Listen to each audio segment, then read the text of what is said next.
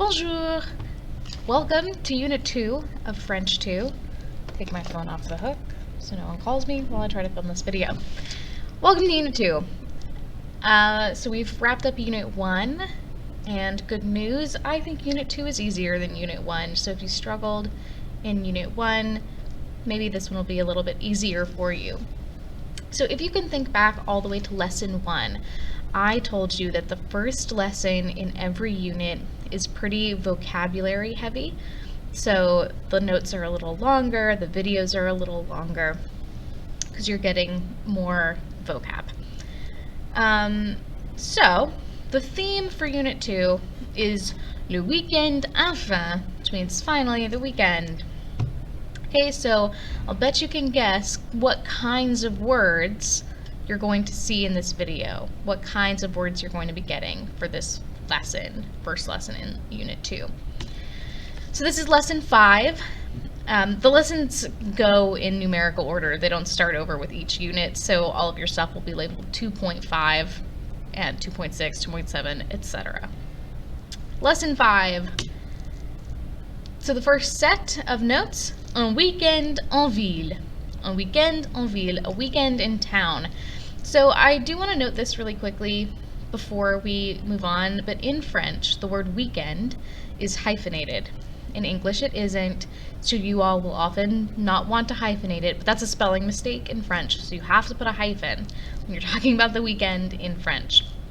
It's just a half point off, usually, but it's an easy mistake not to make. So, you may have seen, I hope you saw, in the assignment where I posted this video, I've also posted a digital copy of the slides that you can take notes with. Since many of you are not taking notes, I'm hoping that will convince you to take notes. You all keep using words that I haven't given you and you don't know how to use correctly. I'm giving you particular words for a reason. I would like you to use them. So now you truly have no excuse, and I'm just going to start taking off if you use words that you don't know or have no reason to know, unless I've explicitly said, hey, you can look this one up, like I did with professions. If you wanted a profession I didn't give you, I let you all look those up, and that was fine. All of this to say, let's look at our words. So you actually know most of the words on this page. So we've got qu'est-ce que tu vas faire ce week-end? Qu'est-ce que tu vas faire ce week-end? All right, we've got a question. We can tell because there's a question mark. But there's also a question word and est-ce que. So even if we didn't see this question mark, we would know this was a question. Qu'est-ce que? What? What are? Tu vas faire ce week-end? Okay, so faire, we know, means to do or to make. We know that this is the infinitive. And we know that this is the conjugated version of aller, to go. So what are you going to do this weekend? What are you going to do this weekend? And that is what the majority of this lesson is about, vocabulary-wise. It gets a little weird at the end. You'll see, you're going to love it. So, qu'est-ce que tu vas faire ce week-end? What are you going to do this weekend? Je vais, I am going, because this is the conjugated version of aller, which means to go. I'm going sortir avec des copains. Okay, sortir means to go out. Sortir avec des copains, to go out with some friends. I am going to go out with some friends. Okay, travailler, you know, work. I'm going to work. And rester à la maison, you also know. Je vais rester à la maison. I am going to stay home. I know this looks like it would mean to rest, but it doesn't. It's a false cognate, if you remember hearing that word in French 1. False cognate, it refers to a pair of words that sound like each other, but do not have the same meaning, like in two different languages. Rester means to stay. So this is just a really quick review about the near future that we practice in 1.4. The construction conjugated version of aller, or conjugated form of aller, plus infinitive. That's what all of these are. Aller plus infinitive. Aller plus infinitive. so on. So you're familiar with this construction, and it's what we're going to be using for this first little part of lesson 5. So, don't get scared. I know there's a lot of words on the screen. It's going to be okay. So, activité du weekend. Activities of the weekend. Okay? Weekend activities. So, the way this is set up, we've got the beginning of a sentence here. On va. On, you know, is a third person pronoun. It means one or you or we, vaguely. So, on va, one goes, or you go, we go, whatever. And then in this column, labeled où, we have a place, because où means where. So, under the where, we have a list of places. And then pour faire quoi, in order to do what.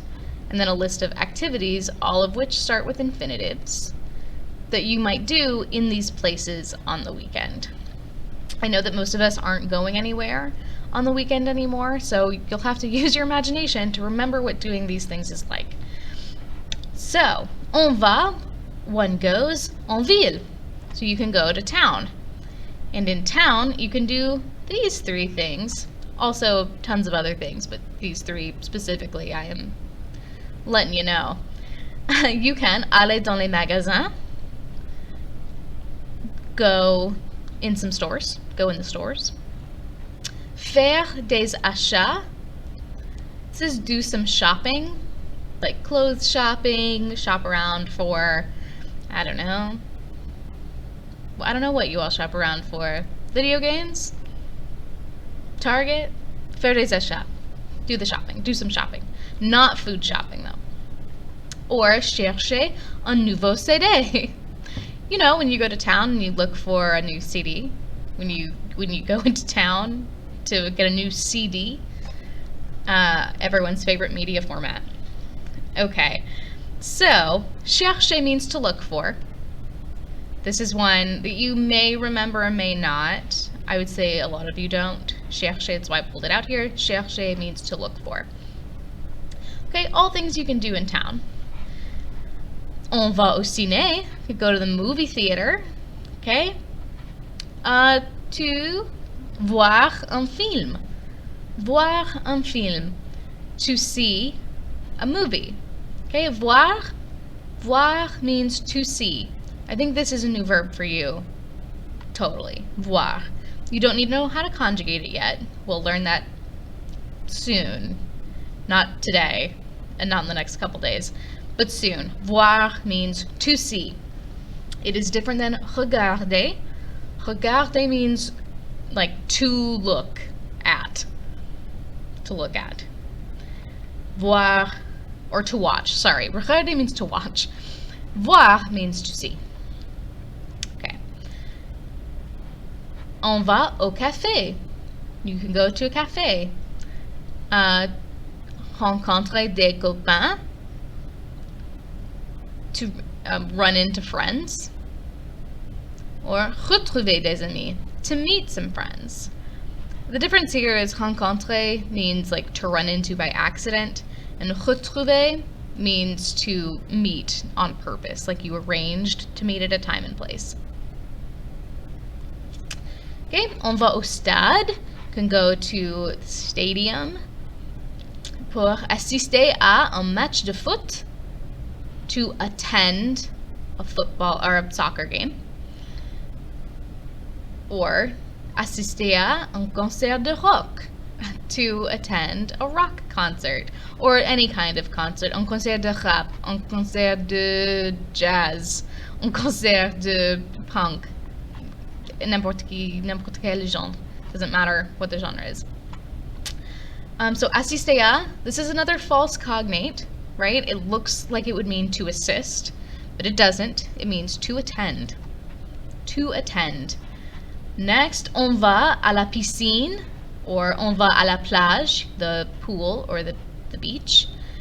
And at the pool and beach, you can nager, swim.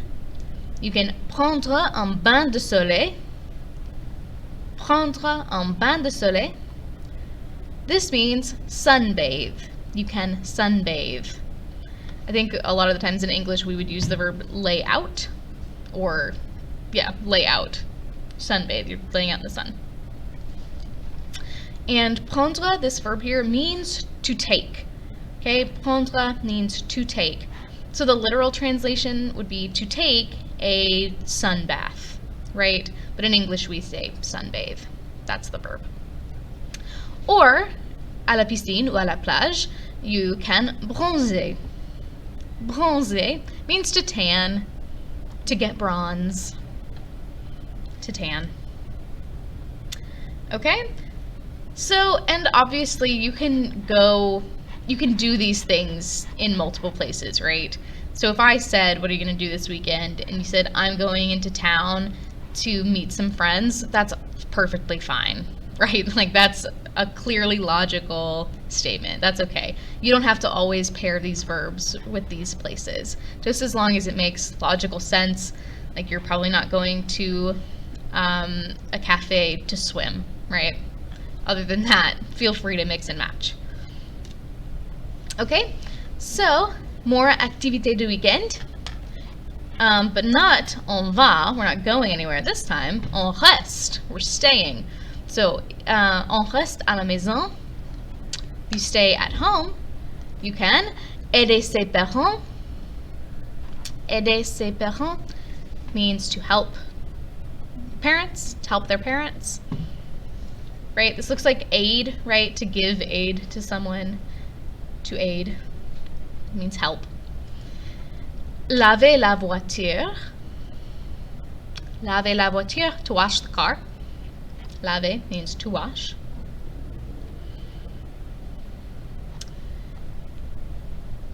And specifically laver, like with soap and water. If you're saying laver, it basically means there is probably water involved and probably soap. Because this next one, nettoyer, nettoyer le garage, also means to clean, okay? But it doesn't necessarily mean to clean with water, because that's laver. So if I were going to say nettoyer le garage, that means like I'm going to sweep, I'm going to rearrange some stuff, I'm probably wiping down some stuff, but I can't really wash the garage, right? I can clean it, and I can use water to clean it, but I can't sort of like dunk it in a bathtub or hose it down, really. Next, ranger sa chambre. Ranger means two different things. It either means to pick up or to put away. So, ranger sa chambre, to pick up one's room. Okay? If your room's messy, like you've got some clothes on the floor, your bed isn't made, things are cluttered, you can ranger sa chambre, just pick up your room, make it look nice, get stuff off the floor. And ranger ses affaires, so ranger can also mean to put things away. So ranger ses affaires, to put things away, to put away your things. Right, so they're kind of tied together, but just know it can mean either to pick up or to put away. And then a note down here I should have mentioned when I was talking about nettoyer. Nettoyer is a stem changing verb, a phrase you probably remember from French 1, but may not remember exactly what that means. So nettoyer is conjugated like this in the present tense. So you can see in the je, tu, il, elle, and il, elle plural forms, the y becomes an I. Nettoie, nettoie, nettoie, nettoie. But in the nous and vous forms, the y stays. Nettoyons, nettoyer. And the reason they're called stem changing is because the stem changes for certain conjugations, right? And in French 1, you probably heard that it changes in the boot. So imagine there's like a box drawn around the ones where it changes, and it looks like a little boot, a little shoe. Okay? And that's it for this lesson. I have posted a little assignment for you. Let's just look at it now while we're all here together. It's not difficult, but I just want to go over it with you because I'm not going to post a key for it. So, for this one, what do you think the following people are going to do this weekend? Complete the sentences logically. Use your imagination. There could be more than one correct answer. Okay, so for all of these, you're given a sentence first, and then you have to write the following sentence that tells me what they might be doing. For instance, in this example, Pauline va aller en ville. Pauline is going to go into town. So, elle va aller au ciné. She's going to go to the movies. There are any number of things that you could write here that would still be correct, as long as it is logical, and as long as you're using this construction, present tense of aller plus infinitive. So here, present tense of aller, va, and then they used aller as the infinitive, going to go. Okay, but they could have said, elle va faire des achats. She's going to do some shopping. Any number of things. Just make sure you're using that near future or futur proche construction that we talked about in lesson 1.4. Now, that's all you have to do. So you need to determine what the sentence means, where they're going. So Thomas va sortir, he's going out. So any phrase that would make sense for him to do while he's going out, you can put, and it'll be correct. I'm not putting a key here because there's so many different options for correct answers. So when you submit these, I'll just come in, leave feedback to make sure everything is good and that you're understanding. But this is just a way to practice using those new phrases that you just learned so that you're going to be prepared to use them on a quiz. That's it. If you have any questions, send me an email. This is just the first part of lesson 5. There are a number of more parts after this. They are kind of all bizarre, but I think pretty fun. So, yeah, email me if you have any questions, and au revoir!